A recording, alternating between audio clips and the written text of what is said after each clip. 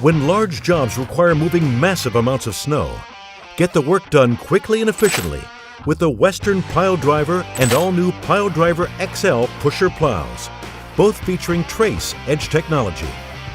These pushers scrape down to the pavement with an advanced cutting-edge system that has independent 2-foot sections that move vertically, oscillate, and trip. Get more jobs done faster with the Western Pile Driver lineup of pusher plows. Mike Bott from Frost Solutions, one of the owners of the company.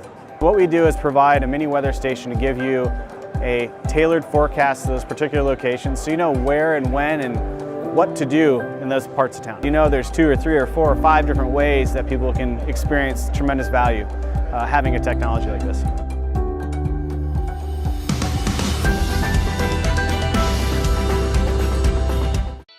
Welcome to the Entrepreneurial Journey with your host, Dave Westcott. The Entrepreneurial Journey is a weekly podcast that streams live every Tuesday at 9:15 a.m. Pacific on Dave's YouTube channel and LinkedIn profile. Now here's Dave with this week's episode.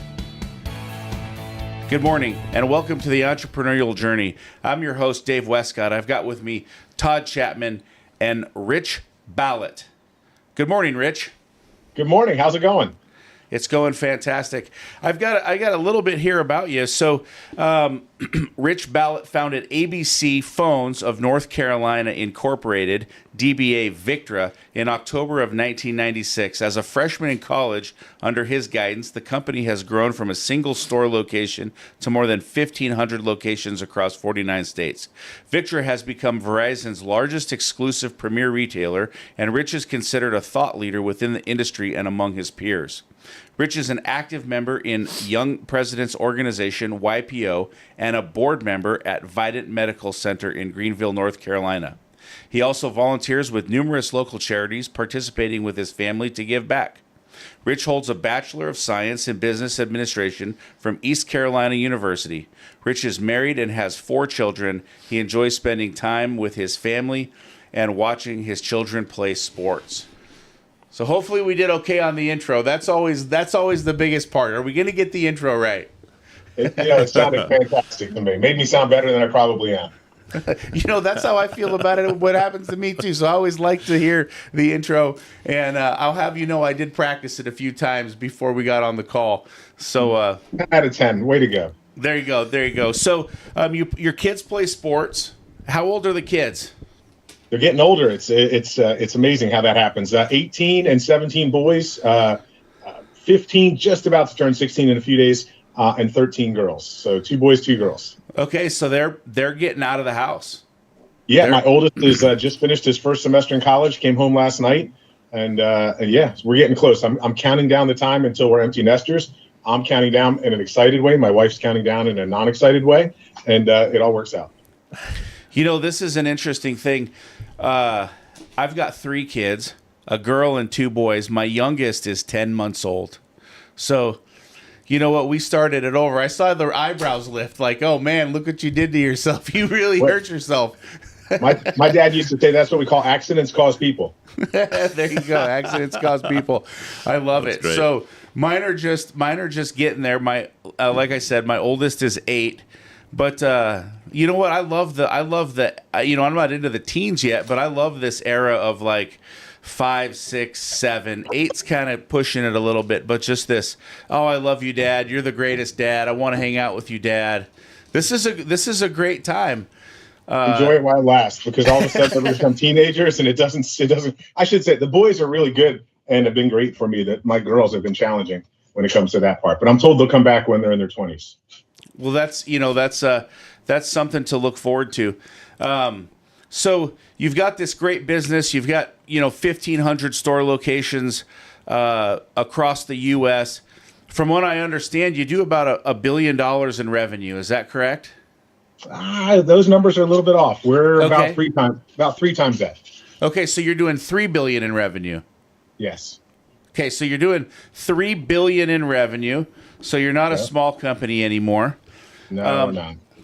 I saw a LinkedIn post that you had put out about a month ago, and it caught my eye. You were at your store in I think Greensville, North Carolina, and you're working with your team, you're working in the store, and then somebody puts a message out on your post, and they say, "Hey, I'm having a little bit of issue, with some kind of something going on with my service.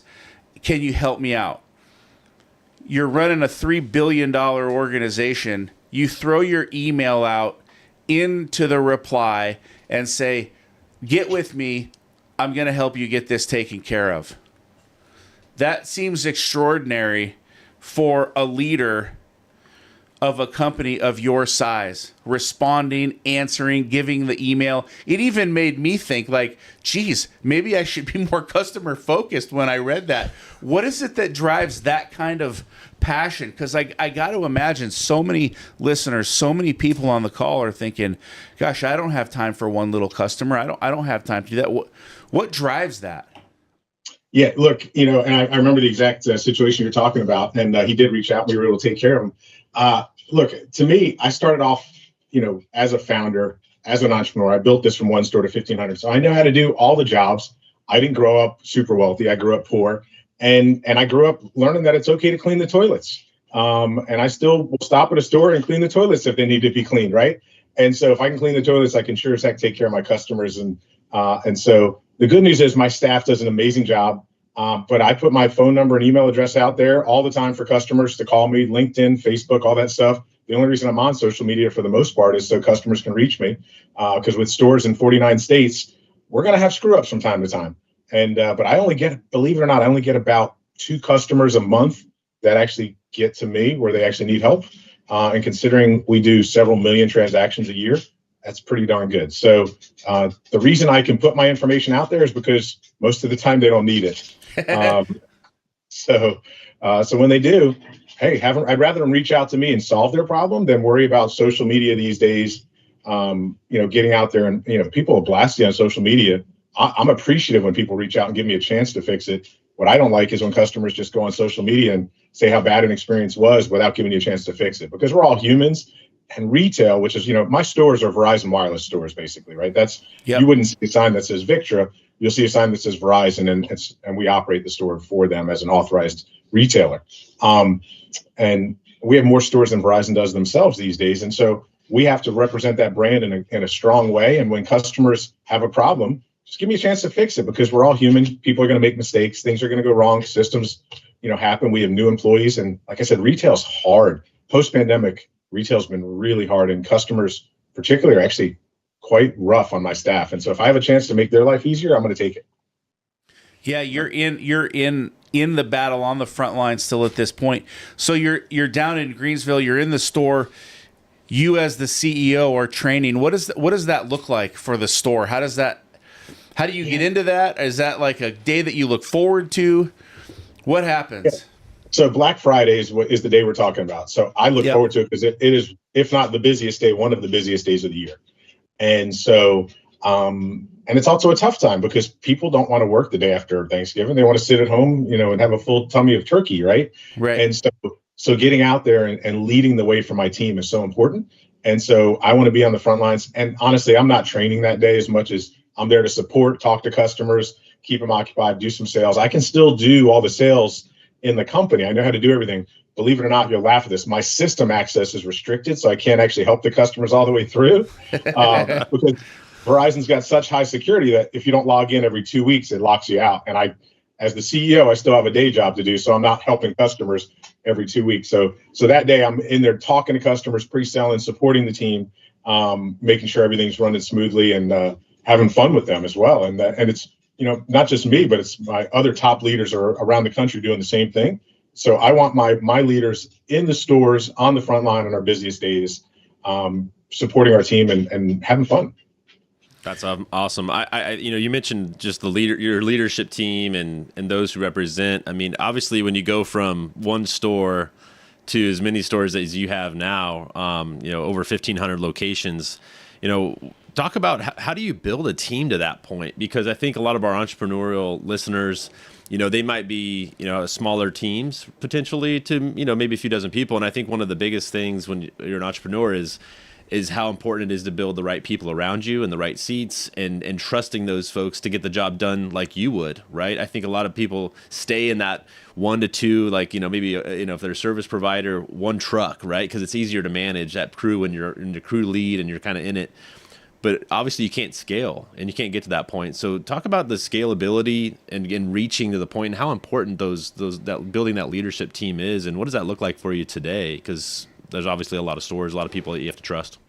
Yeah, great question. So look, obviously building a team, I would tell you, is the most important job of a CEO, right? And there's only 5 jobs of a CEO. We can talk about that later if you want, in my opinion, that I learned from my coach, Mark Moses. But to me, building the team is the number 1 job, and you have to hire the best people that you can afford, maybe stretch yourself a little bit, and then let them do their job.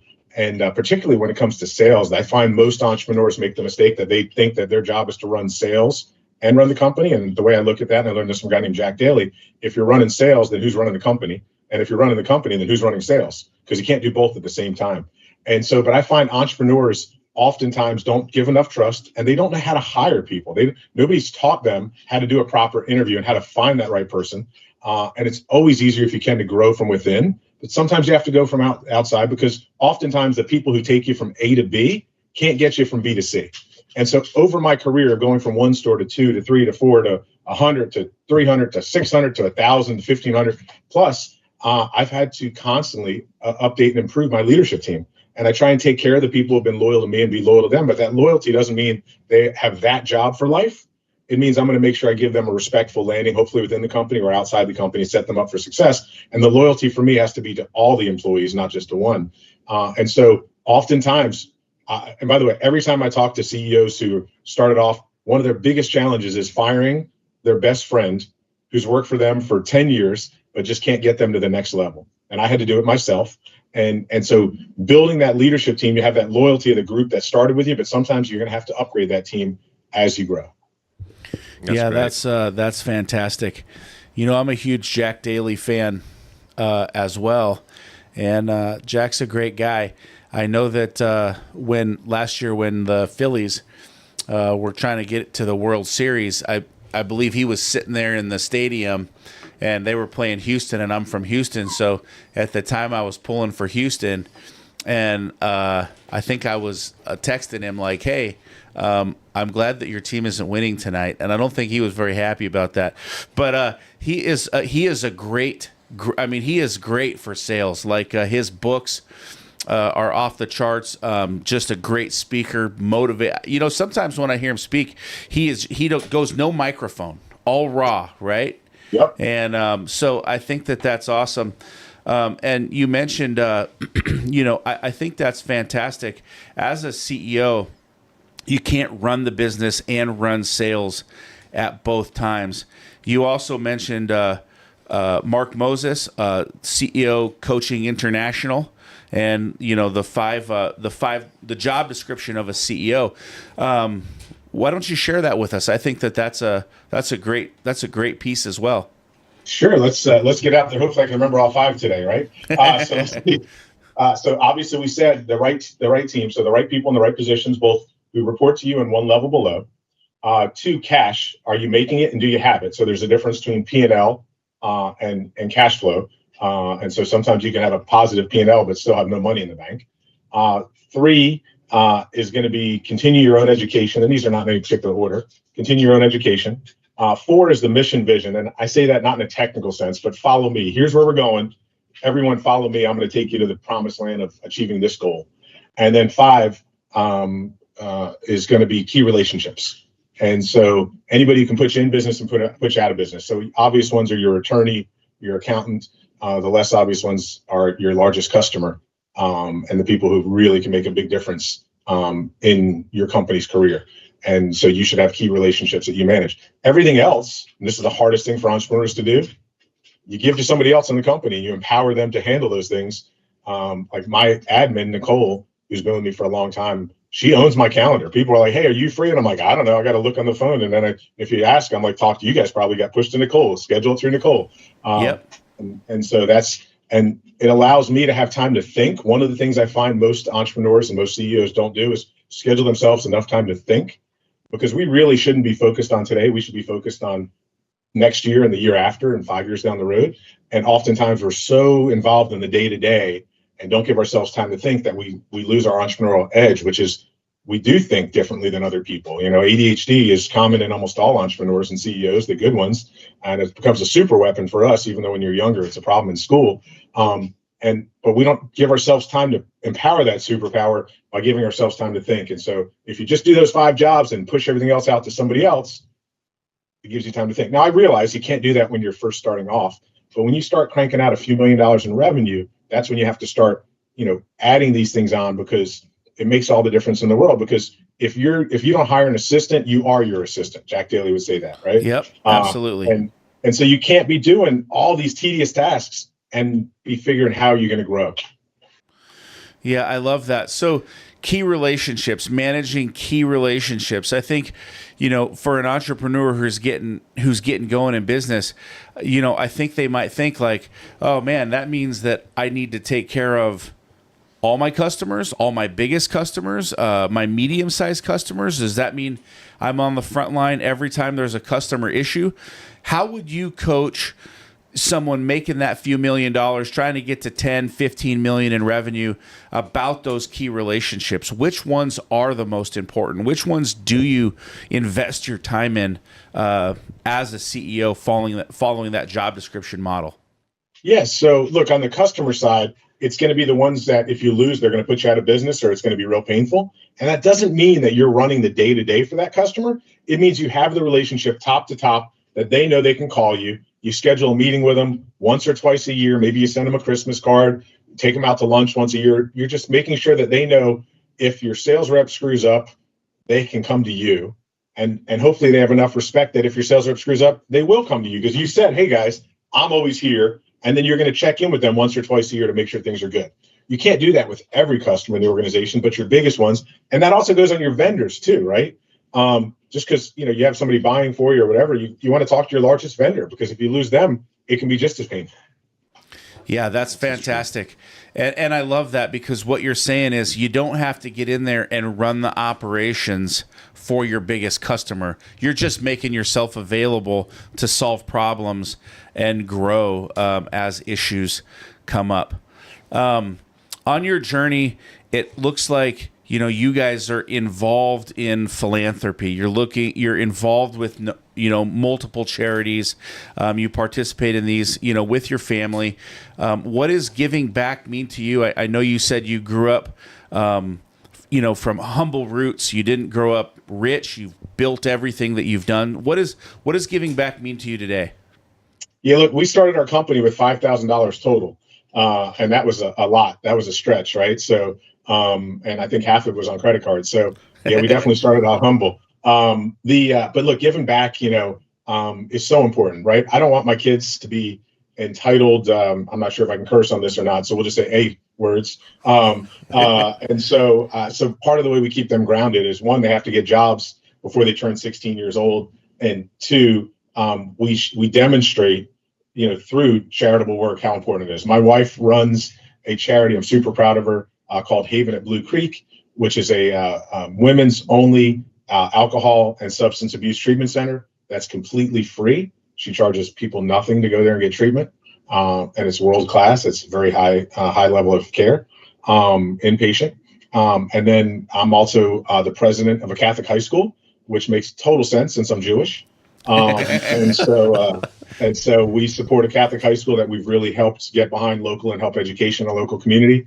And then as the company, as Victor, we pick a big charity every year. This year we partnered with the Ron Clark Academy, which if you're not familiar with it, you should look it up. It's an amazing school in Atlanta, Georgia, run by a gentleman named Ron Clark and his partner, Kim Bearden, where they don't just teach students, they teach teachers. They've had over 100,000 educators from around the world go there and learn better ways to teach. And when they implement his systems, these schools go from bottom of the barrel to top inside of a few year transition, just by teaching teachers not new content, but better ways of delivering the content, and better ways of really getting the results. And so it's an amazing place. By the way, transformational experience. If you ever have a chance to go there and visit, it's one of those places you go and it changes you for good. And so yeah, giving back is, and my company does so many other things. We volunteer at the food bank. We work at the soup kitchens. We do all kinds of other things in our local communities as well. so many that I can't even recall. But on the major level, those are the big ones that we try and support. But you have to do it because it's our job in society, right? I mean, those who have great responsibility, like from Spider-Man said, right? So, yep. There you go. I love that, man. I love that. And I love to always get into the why. My why is change the world. And that's the mission of my company, change the world. We do that through giving back. You talk about, your big, hairy, audacious goal or what that is. But my goal for my business is $100 million a year to charity, right? So that's what I'm focused on. And so out of our profit, we give. I love this Haven at Blue Creek. My dad was an alcoholic for 44 years. So, without, amazing organizations like that, my dad wouldn't be clean and sober. And I think that, life-controlling substance abuse issues, they affect every single person's family, no matter where you are on the spectrum. And I think that that's huge. So I definitely applaud the give back. And as an entrepreneur, as you're growing, sometimes it's hard to give back. Sometimes it's hard to put that money, out of your business. But I think it builds a purpose greater than just putting wealth in the owner's pocket or wealth in the top level team's pocket. Like it really starts to change things. So that's my why. I'm a huge believer in giving back. And what's your why? What keeps getting you up out of bed every morning? What keeps you in that store in Greensville? What keeps you connecting with those customers, building your teams? What is that? Well, first of all, Dave, I'll let my wife know that we don't need $100 million a year from her, but I'll let her know she can count on $1 million a year from Dave. No problem. I'll let her know that. Listen, put me in touch with her, and we're gonna make some donations. I appreciate that. And look, my wife is in recovery. She's an addict. She's been sober now 5 years, and so that's why we're so passionate about that. And look, addiction is everybody has an addict, whether it's an alcoholic or an addict from drugs in their life, and it's just the way the world is today. And so it's definitely part of our mission there. Look, my personal why is helping others, and I'm not giving as much as you yet. I sounds like I need to step it up a little bit. We're doing what we can right now, but I came back to work. I'd retired at 39 years old, and came back to work a few years later because my company was not performing well. I'd sold it to private equity. We've since bought it back. But I came back because I cared about my employees and I wanted to see them grow and develop. And so I work today to help others. So I, besides work, I speak at universities, high schools, other places at least once a month. That's part of my annual planning process for myself, and making sure I can give to the next generation. I coach a little bit here or there. I don't have time to be a full-time coach. If I did, Mark Moses would hire me at CEO Coaching and Scribe. And so we do what we can though. And then I do a lot of giving, like you said, financially. I'm not up to the level you are yet. It sounds like I need to step up my game, like I said, but we do a lot of financial support for a lot of people in our community. I'm not big enough to change the world yet, but I can change Eastern North Carolina, which is a poor part of the U.S. And so we do that. And like I said, part of it's through financial support. Part of it's through coaching. And I don't mean coaching like coaching other entrepreneurs, but just coaching, the Catholic high schools, honestly, there's a lot of coaching, right? It's teaching them how to run a school like a business. I don't mean on the educational side, but the pluses and minuses in the accounting side, and making sure it's efficient, because a lot of charities I find are very poorly run from a business standpoint. And so we help out a lot there. And then I do talk a lot, like I said, that next generation, particularly coming out of COVID, where they didn't get the same educational experience everybody else did. And we're heading into most likely a downturn in the economy. So giving them the view of entrepreneurship, and that the best time to take the chance and go be an entrepreneur is before you're married with children and a mortgage, and go do it now. And I encourage that all the time. And so that's my why, is helping other people. Yeah, that's awesome. I want to clarify. I'm not giving $100 million today.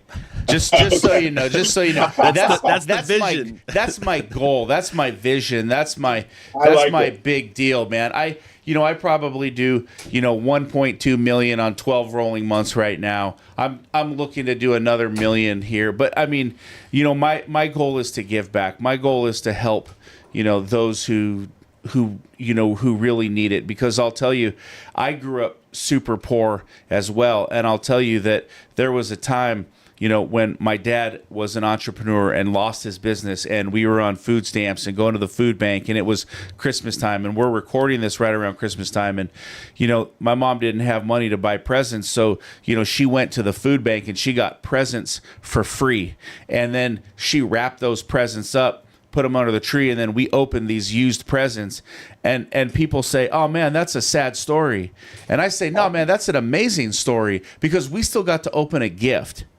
And that's what, that's where you grow. And so this helping hand, this just somebody kneeling down, reaching down, extending their hand and saying, "Hey man, I'm going to help you. I'm here for you. I got you, brother." And that's huge in this world, because if you're in business and you've got an amazing business, and there's other amazing business owners out there, if we're in business but we don't change the communities, if we don't help the people around us, what's the point even being in business? If people say, "Oh man, they're here today, gone tomorrow, I didn't notice anything," what's the point? Then I think that as entrepreneurs, as leaders, I think we failed. So I love your why. I love the give back, the coming back and buying your business back at 39. That sounds like a whole nother show. I can only imagine what that was all about. But I think, an interesting question, for the audience here today is like, running a $3 billion corporation, what kind of meetings do you have? What does a meeting at your level look like? It's funny you say that. I had a meeting this morning with one of my employees who said, "Rich, somebody told me that if I have an idea, I could email you and that you would talk to me. I never thought it would be true." So this morning I met with one of my employees out in the field who I've never met before. I've got about 8,000, so I can't meet them all, unfortunately. And it was just her giving me an idea on opening a new store in a certain market. And so we talked about that, and I told her to email me. But look, a lot of my meetings, outside the company, are people trying to sell us, obviously trying to get me to take their products and add it into either our sales or just operation of the company. I meet a lot with Verizon, and we have a great relationship with Verizon, all the way to the top, and they're a fantastic company to partner with. And then most of my meetings are internal meetings with my employees, and making sure we do Mark's process, where we have quarterly planning sessions. We just had one yesterday, and we have a group of leaders that get together to plan out each quarter and plan out the whole year. Again, I find entrepreneurs often don't put enough stuff on paper and plan things out and take that time to think. So we do a lot of that. And then I meet with all my employees, and look, half of it's talking about them personally, not even talking about business, because people are people first before they're your employee. And oftentimes the stuff going on in their life is more impactful in their work performance than what's going on at the work, right? So when someone's got a sick parent or a sick child, or has somebody in a car accident, or somebody needs surgery, or alcoholics, or a million other things, finding out what's going on with that and caring about the person is going to get you a lot more performance and loyalty than just saying, "Hey, let's talk about your numbers." But we meet with people on numbers as well, and it's just normal meetings. And by the way, I want to add one thing you said. I don't believe in handouts. I believe in hand-ups, and I think that's what you were saying. Yeah. And I love that, right? I love helping people get to that next level. And so that's my goal when I meet with my employees, is figuring out how are we going to help them get to where they want to get to as well. I love that. That's the whole purpose of this show, is helping entrepreneurs gain tips, better themselves, level up. I think that's what it's all about. I've heard you say, culture. I've heard you talk about, your coach, Mark, the author of Make Big Happen. Great book, right? And a great coaching program for your business. And going back to the 5 job descriptions, you mentioned mission and vision, and you talk about culture. And one thing that I've kind of seen with entrepreneurs being a part of organizations like EO is that kind of in the beginning, the mission and vision isn't always as important. It's kind of like, I don't need that fluffy stuff. That doesn't. You know what? I'm not into that. I don't need that kind of stuff. And it's like number 4 here on the list. You're talking about culture, meeting employees. What's going on in the family more than what's going on at work. For the young entrepreneur, or even the seasoned veteran that's trying to break that barrier, What is mission, vision, values, culture? Why is that so important? And why is that a miss when an entrepreneur dismisses it? Wow, great question. So look, there's all kinds of studies out there that show that companies that are high in culture perform better financially.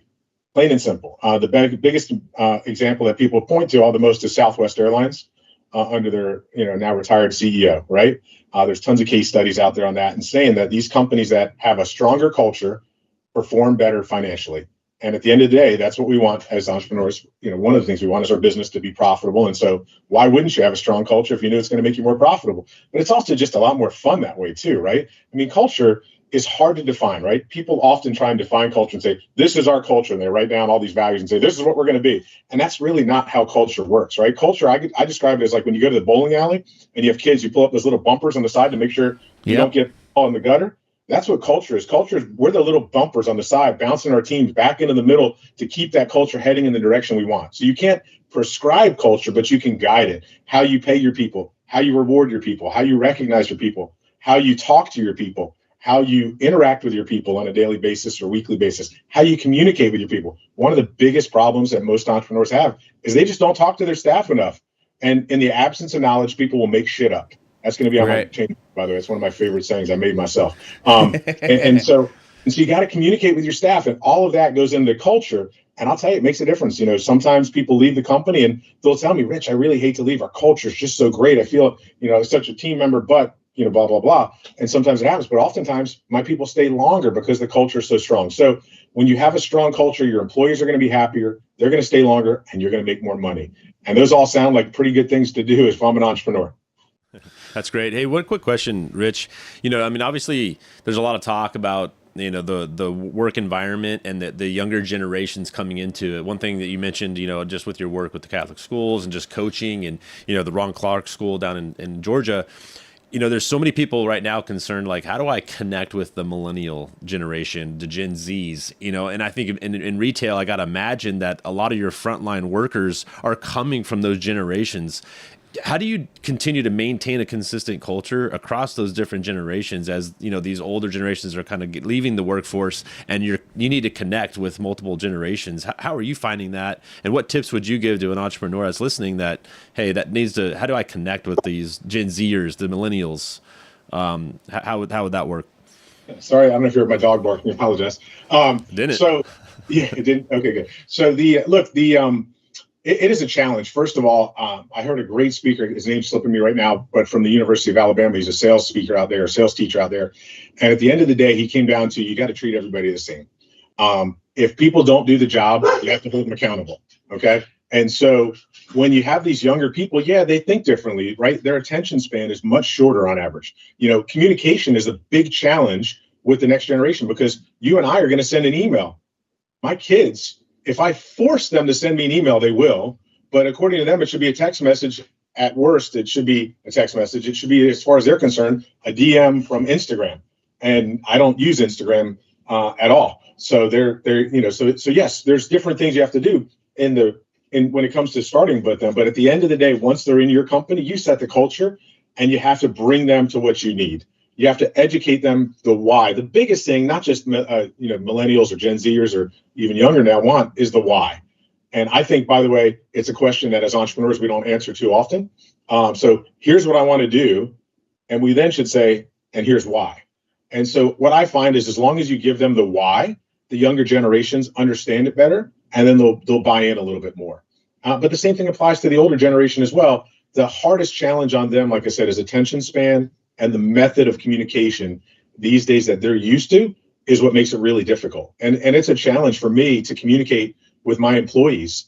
I can't just record a video and send it out and expect everybody to watch it. I can't just send an email. We're having to use our app. We have an employee-facing only app, and we have to push things through the app because that's how they're used to communicating. That's how they're used to getting information. We use Microsoft Teams for internal chat. We use email as well, but quite frankly, probably half my people never open their email. That's just a thing of the past for them. They don't care about it. And so it is totally a challenge. You're right. We have a lot of young people working for us. Communication is the number one thing. Once you get past the communications, from a business perspective, you have to hold them accountable the same way you do everybody else. You can't let them be late. You can't let them leave early. You can't let them say, well, I just don't believe in that. I'm not working on Christmas Eve. You go, well, I'm sorry. Even preachers work on Sundays, so we're working Christmas Eve. Maybe this isn't the job for you. Would you like me to help you find one that you can work remotely 5 days a week? Those do exist for right now. And, most of them are going to move offshore to the Philippines eventually. But if you want to do that, go for it. And by the way, I talk to people just like that. And once you do that, you figure it out. But it's a challenge. And I will tell you, the work ethic of the younger generation, our generation screwed that up because, and I said it earlier, we don't make kids work as much anymore. I mean, right now, I'm going to ask you, you said you have kids, yours are younger. How about yours? Are yours any older? How old are your kids? Mine are 11 to 5, so a little bit younger. But my son, it's the same thing. I mean, he's getting a job. Like, we talked about this. Like, hey, you're going to get a job at 14, 15 years old. Just setting that expectation now. And, because I'm a big believer in this. And Dave and I talk about this a lot too, is kind of an apprenticeship at times, right? And your job is to train them. I had a great mentor, and he said, you're either training your kids or they're training you. It's like there's nothing in between, and I think it's one of the best advice I've ever received. And it's like, what are we, so I think it is our responsibility as parents, obviously, to train that. I think a lot of kids don't get jobs anymore, not until they're in college. And I had a great expert that I was at a YPO event, and you said it earlier, EO and YPO, EO for the smaller business, YPO for a little bigger, some of the best organizations you go in for education on businesses. They had a psychiatrist there, a psychologist, can't remember which now. And the person said, look, if you want to make sure your kids aren't entitled, make sure they have a job before they turn 16 so they can learn the value of a dollar and what hard work equals. Because as entrepreneurs, we want to provide so much for our kids, we end up screwing them up. And unfortunately, all of us grew up with a generation that said we want our kids to do better than what we did, right? We want the world to be better. And that's what our parents wanted for us. And unfortunately, we made it so much better that they're not learning the lessons that we got to make it so they can compete in the real world by hard work and understanding the value of a dollar. Hard work is critical, man. I mean, I'm going to tell you something. I'm a believer in this from day one. And, I'll be honest, it's the reason why I won't get a house cleaning service, because I'll tell my wife, like, hey, listen, those kids are going to do an hour of chores every single day. They're going to learn how to sweep the floors and clean the toilets and, clean underneath the couches. Like, they're going to learn how to do this. We could pay somebody. And before we got married, we paid somebody, but now we don't, because they're going to learn how to work. And, if my kid's going to be in therapy is going to be him in the backyard crying, mowing the lawn. And that's going to be the way it happens, man. Because they're going to learn how to work hard. And I think that, as an entrepreneur, the harder you work, the more successful you are. You've mentioned, coaching multiple times, on this call. How important is coaching, having a coach, to taking your business to the next level? And a follow-up to that would be, do you still have a coach today? Yeah, great questions. Look, Tiger Woods, Michael Jordan, LeBron James, pick any major athlete, even quarterbacks for, Denver Broncos or the Seattle Seahawks, all have coaches for a reason. And that's because even the best in the world realize you need somebody to hold you accountable to yourself and to have that outside perspective.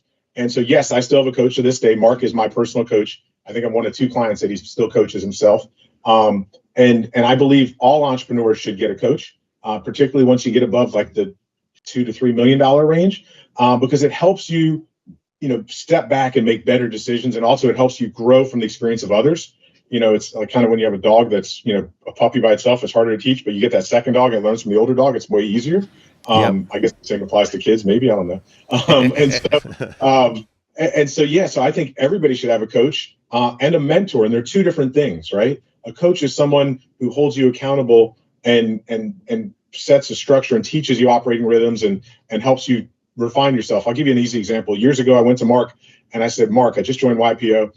We got to find somebody. I'm having a store. I can't open in the Outer Banks of North Carolina.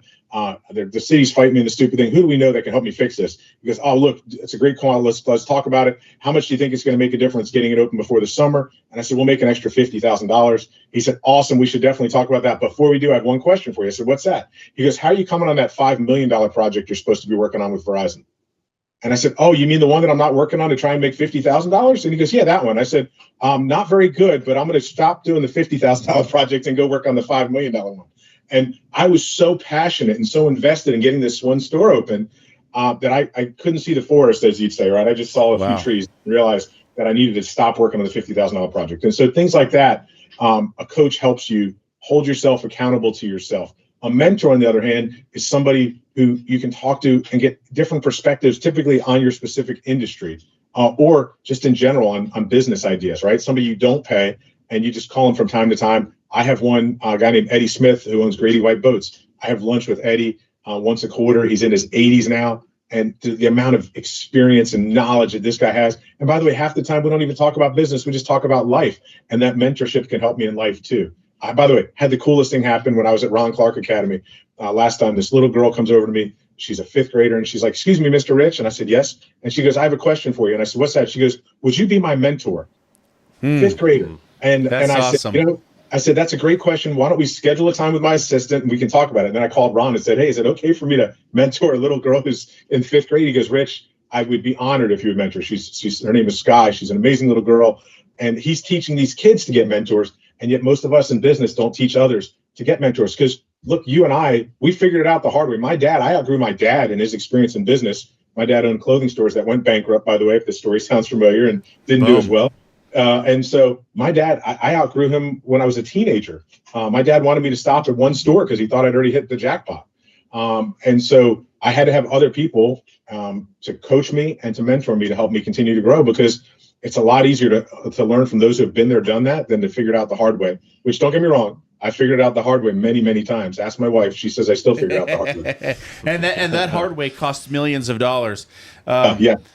So I got, for the entrepreneur on the call, thinking, oh my gosh, a coach, another expense, is this going to pay off? I'm struggling, it's hard to make payroll. I think like the thing that you mentioned about EO for smaller businesses, like when I first joined EO, that was part of the issue. Like you sit in your EO group and, if you're doing pretty well, you're listening to guys, they're having issues with the family. They're having issues making payroll. They don't know if they're going to be in business next month. And so like EO is a great place for that connection. But even at EO, and the requirement for EO is, you got to make $1 million. And then but even at $1 million, they're still struggling to do these things. That was my biggest beef with EO. As you grow, is that you level out at some point. So for that person, because that's considered pretty successful. Like making $1 million is considered pretty successful, but they're still having some of these issues. What is a good budget for a coach? I mean, what do you think they should be putting towards that, and where should they be looking for these sort of things so that they can grow up?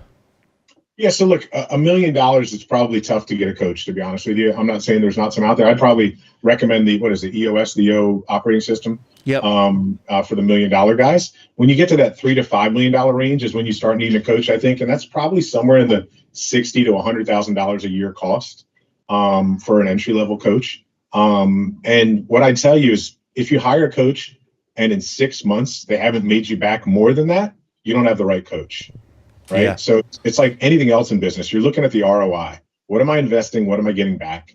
And so if I'm putting $50,000 to $100,000 to a coach, I'm expecting in 6 months, you're not going to see it in 60 days, but in 6 months, I want to be able to look back and say, they helped me make back at least double or triple. My rule is if I invest $1, I want to make at least 3 back. So I want to see double or triple the money back to me that I can, point and say, this is what the coach taught me and I'm making my money back. And so you're, and just, we're just, bouncing it back and forth, but, at the end of the day, an entry level coach is running 60 to 100 grand. And if you're taking your business from 35 million to 75 million, they're probably paying in that 200, 250 range a year for a coach.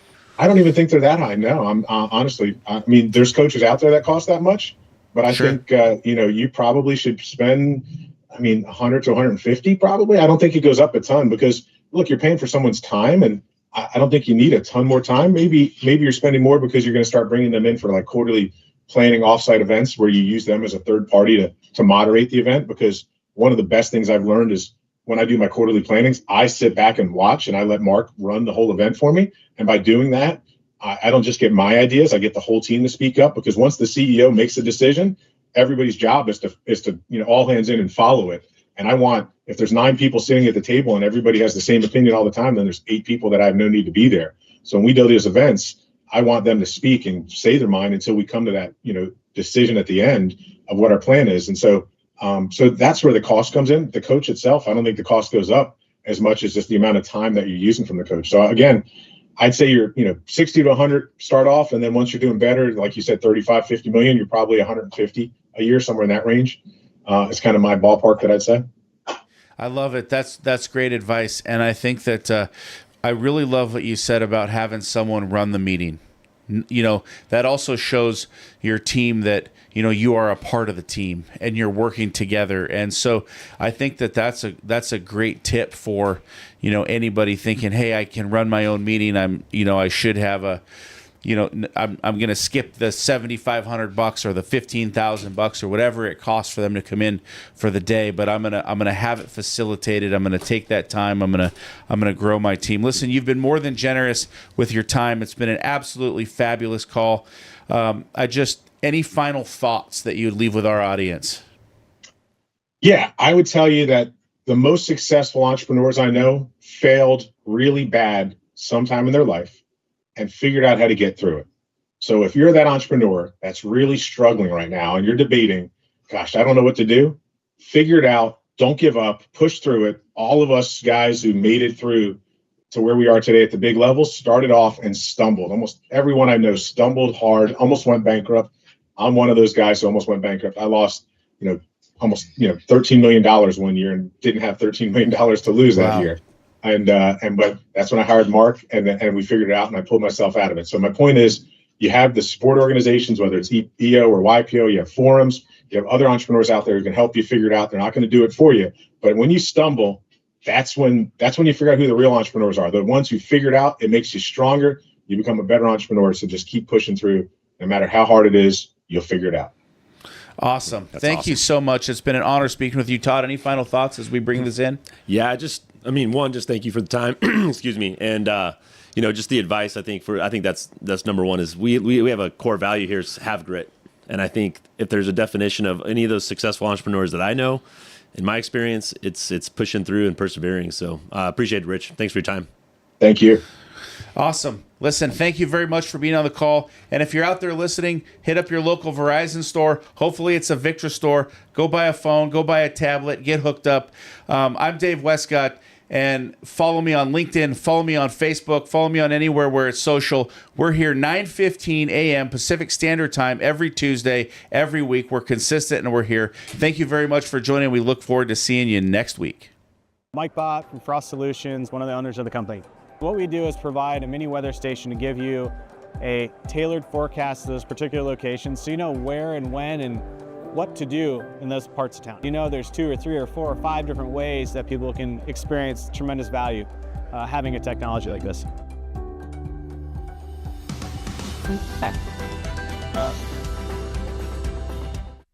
Introducing the all-new Western Enforcer V-Plow. Engineered with all the features, efficiency, and performance of full-size Western V-Plows, built specifically for your half-ton truck.